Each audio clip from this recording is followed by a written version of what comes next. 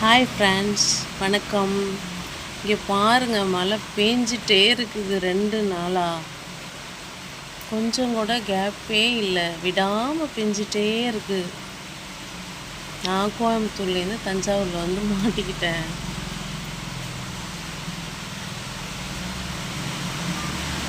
அஞ்சு நிமிஷத்துக்கு ஒரு கோட்டை 5 நிமிஷம் ரெஸ்ட்டு விட்டு விட்டு பெஞ்சிட்டே இருக்குது மழை.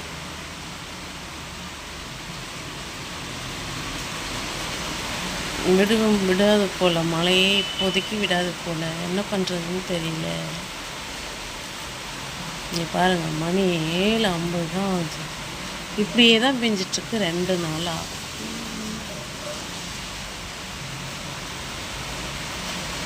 அது 4 நாளாக பெஞ்சிட்ருக்கு.